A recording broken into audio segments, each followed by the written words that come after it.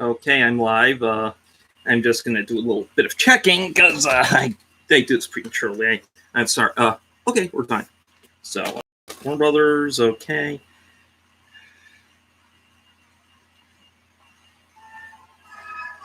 Hey everyone, I'm Paul Cleveland Warren, living in the city of Cleveland, the state of Cleveland, in the United States of Cleveland. First off, to all the fathers watching, happy Father's Day. I'm not a father, and I don't think I'll ever be one because the way things are going. But then again, we're all finally, my generation's finally getting married. Man, that's true. And speaking of which, this would be a great film to mention because, you know, not only it's Juneteenth, but it's also something that we could talk about. Yeah, it's called Guess Who's Coming to Dinner? Great film starring Pierre and Spencer Tracy, which was his final film, and Katharine Hepburn.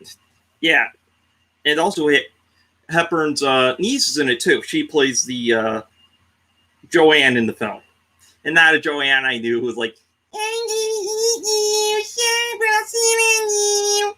Give me a rising, boom boom, baby. Oh no, I need boom boom.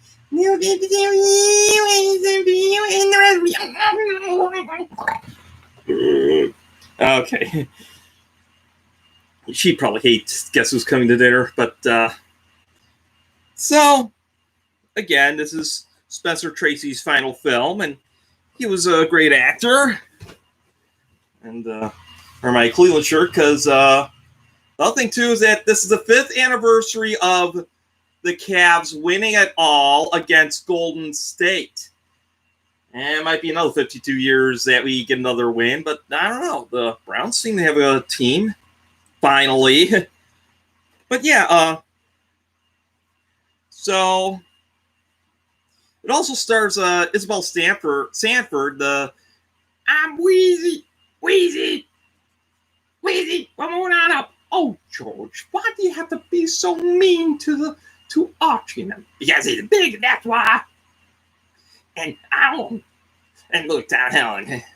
Oh, George, why do we have to fight? Yeah, that.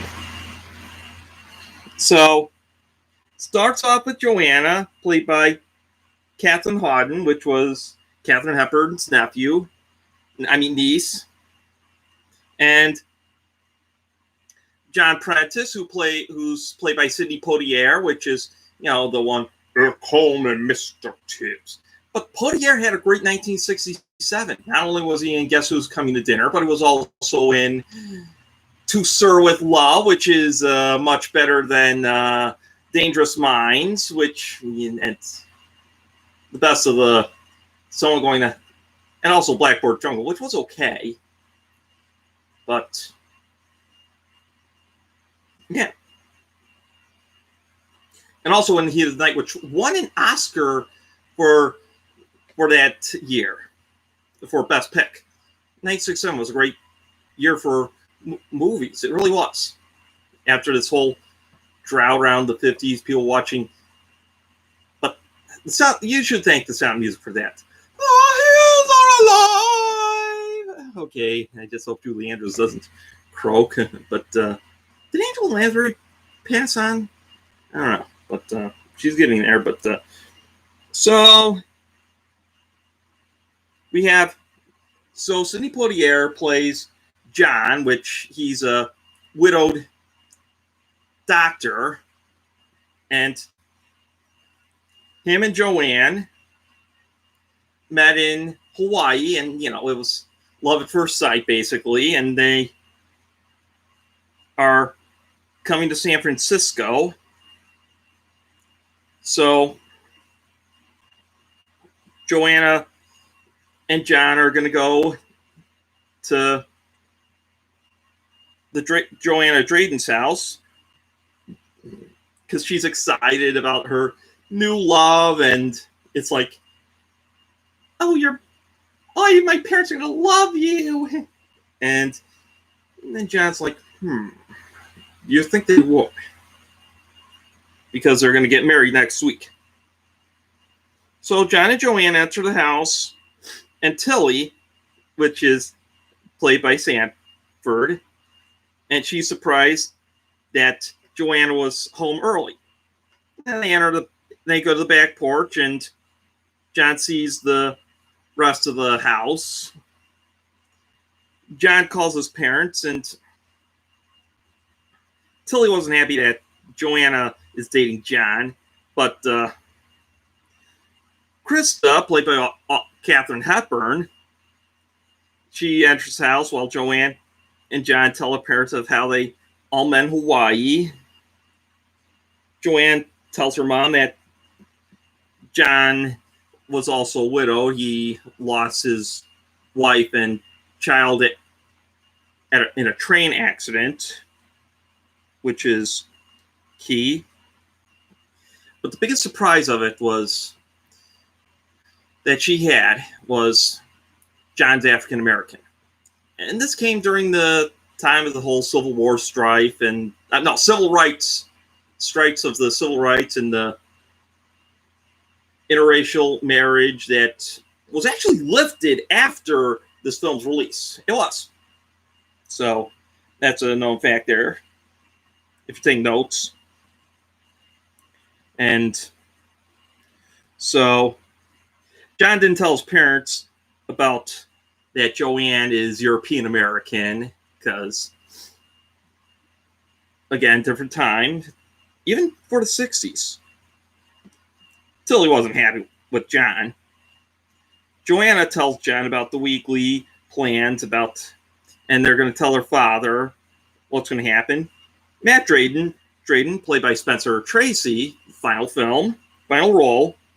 He enters the house, and when he hears the word doctor, he gets real nervous and concerned, but everything was fine because he was about to leave, and Joanne said that he and John are getting married, but John tells Matt that they will be getting married soon. He just wanted a green light because, this was his parent. The whole he's really hesitant. John's more hesitant than Joanna throughout the entire film.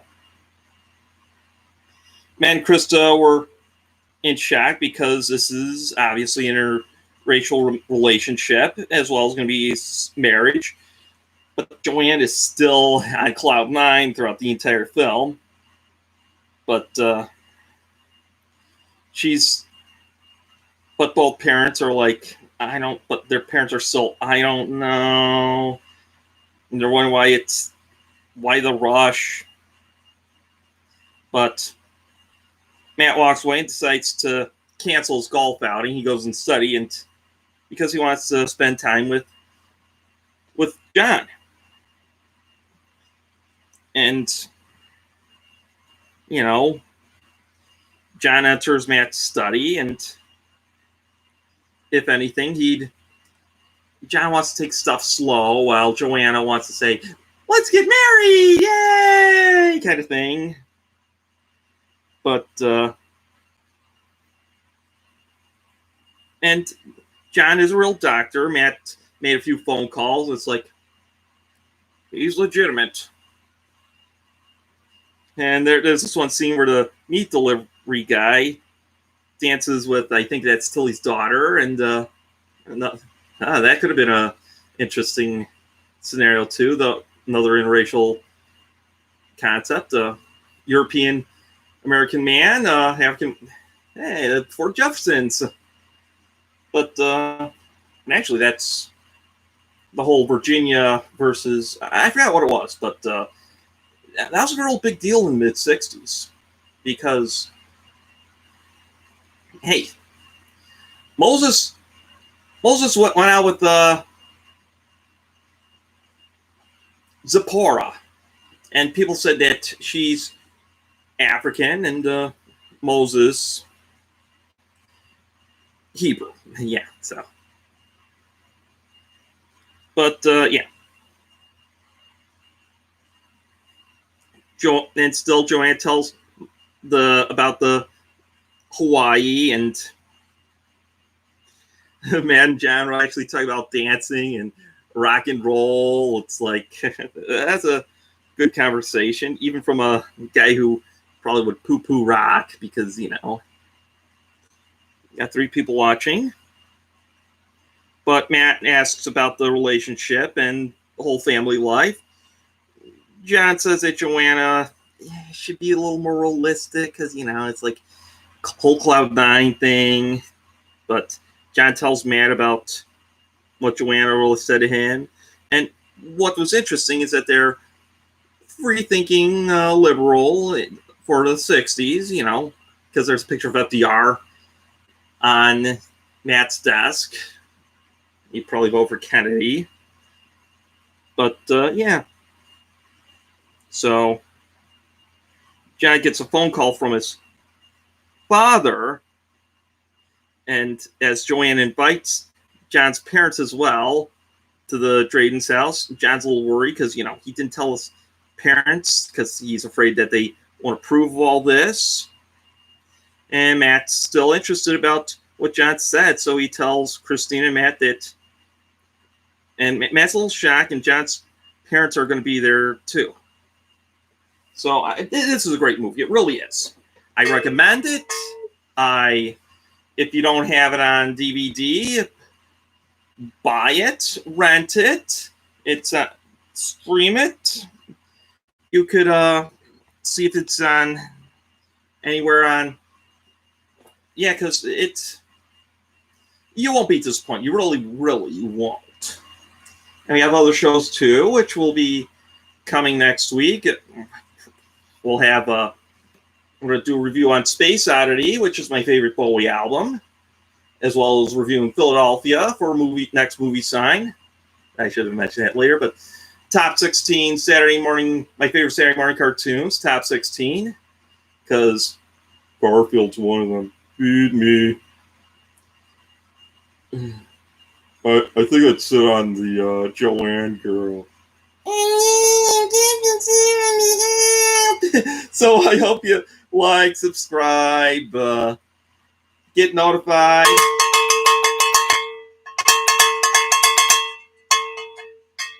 Ring that bell. But, yeah. So, Masagor Ryan, which is Matt's golf partner, he arrives to the Drayden's house and meets up with John and Joanne.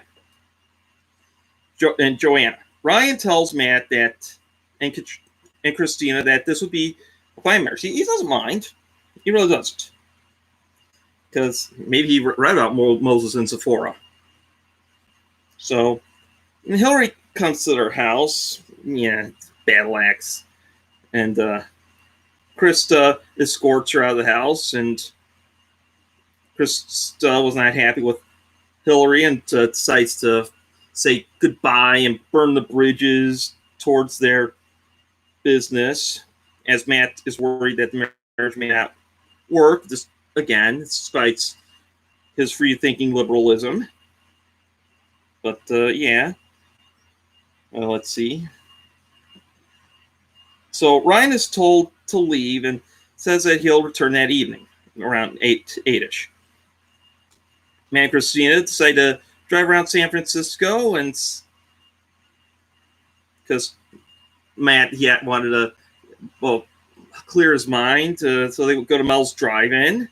Is that place still around? Please tell me if it is. If not, then okay. So he orders some ice cream. He's trying to find out what flavor he had, but he thought it was boysenberry, which is Oregon boysenberry, but he didn't like it at first, but then he enjoyed it later. So Willie is still unhappy about John marrying Joe. Tilly is still unhappy. Matt and Christina finish their food, and at Mel's, and they bump into an African American car. He's like, "Hey, you ruined my car!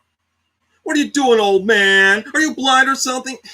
That's why they call them accidents for a reason. He could take the blame. He could have paid for it, and the other guy, insurance. That's why people have insurance, just in case something like that happened. But yeah. So now Matt's very sour about the whole scenario. And John and Joanne go to an Asian cocktail bar with their friends, but Joanna was surprised that John is deciding to fly to New York and Switzerland by himself. So, yeah, now, as they all come back home, Matt is like so upset. He just goes to his room as the sun sets. Krista ponders and cries because, she's afraid that dinner is going to be a total disaster. So now we're at the airport. Joanna is still excited, but John's even more worried because his parents are going to come, and when they come by, it's like John's parents were like,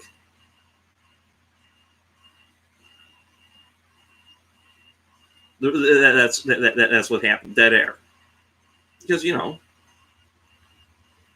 they weren't happy either. That's what makes this movie great, because in some ways there's still this strife. Not as much today, but there was even during the 80s and 90s. But, yeah. Matt is very hesitant as the dinner is about to get ready.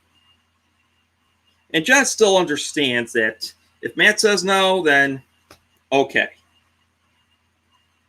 But unfortunately, if Joanna got the word no, she'd be devastated. So, and there's like this scene where Matt's drinking his whiskey and shaving at the same time. Not a good option. Trust me on this one, folks. But yeah, because he drops his shaving soap brush in his own whiskey. Wow, and that's a waste of whiskey. But so, as you know, Matt is flustered, and Ryan comes and he talks to Christina as she cried about the whole thing because Matt's decision is no. So Ryan decides to talk to Matt about reconsidering as he's all flustered and like throwing neckties on the floor and his shirts and what have you. Did they believe that all the neckties fall from the hanger on purpose? I like to know. But yeah. So Matt is flustered as Ryan still tells Matt that he's just very angry about himself. John, Joanna, and John's parents enter the house, and they too express the opinions about the relationship. Matt and Ryan come downstairs. Joanna tells them about the wedding in Geneva. They were all invited. Matt and John's father agree that the relationship's not going to work. So it's like both fathers were like, no. So, and it was a little too rushed. But Christina and John's mom talk in the back, by the back porches, and in some ways they agree too. And Matt and John's father goes into the study, and John thinks that his dad may disapprove, and so John is been talked to his so John's talked by both his mother and his father as the dinner was getting ready. So John tells his mom about losing his wife and his child with the railroad accident. And then Matt Matt informs that John's dad wants to talk to John, and they two talk, and John's father was very, acting like a postal worker, very disgruntled. I'm disgruntled today. No, but of course, he really was. Because you know how the laws of the land at the time, and it's a little too radical, but John says, I don't care, because the times they are changing. And John's mom tells Matt that she agrees with Christina, and John stands up actually for himself and is objectionable about his opinions. And John's father just says nothing after his son said everything. But he said, I still love you, Dad. That's never going to change. But Christina and Joanna are happy about the whole thing. And then they see Matt on the back porch, and John's parents decide to talk to Ryan. Matt enters the study. He sees John and Christina tell Joanne about the relationship. And this is the best thing. I think the tears were really real when Spencer Tracy, Matt, played by Spencer Tracy, has his monologue, which is probably the best monologue in cinema ever. And if I had the top 16 best monologues out there, I put this at number 1. And I'm going to give a shout out to my dad. Happy Father's Day, first of all. Second off, he really loves this monologue. It talks about what's going on and what's going down at these times. And Matt says yes. So, but he knows that John and Joanna are going to face some challenges to many other people, because the world's going to be a little disapproved, but they just don't understand. That's what he basically said. They're afraid. And yeah, those teals are real. And Matt says at the end, okay, what are we going to eat? And then the whole cast has dinner, the main cast. And then you hear The Glory of Love, which was actually a song from the 30s being played as a ending credits roll. Again, this is a great film. And I can't believe they actually remade this film in a way. And they called it Guess Who? Starring Bernie Mac and Ashton Kutcher. Both good actors, but this film was kind of like... It's like if Adam Sandler redid Guess Who's Coming to Dinner, but has Ashton Kutcher in it. And so maybe get Chinese food instead. Chinese food, may I help you? So that's what we'll have. But no, I don't recommend Guess Who starring Ashton Kutcher and Bernie Mac. Oh, they call me Mr. Pibbs. I'll tip. Hey, Mark. So, yeah, he's watching this. Yeah, I'm going to be at Shenanigans after this. So, yeah. They're calling me Mr. Pibbs. Yeah, I'm surprised Cindy Poitier never sponsored that pop. Yeah, we call Pop. We're from Ohio. We're from the Midwest. But yeah, that's it for our movie sign. So yeah, I wonder if we should riff Guess Who.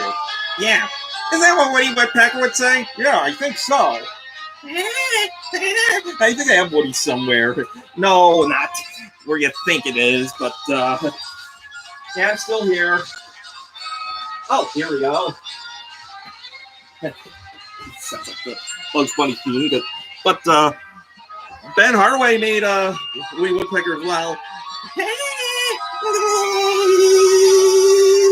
Okay, well, I'm Paul Mystically Warren, living in the city of Cleveland and state of Cleveland in the United States of Cleveland.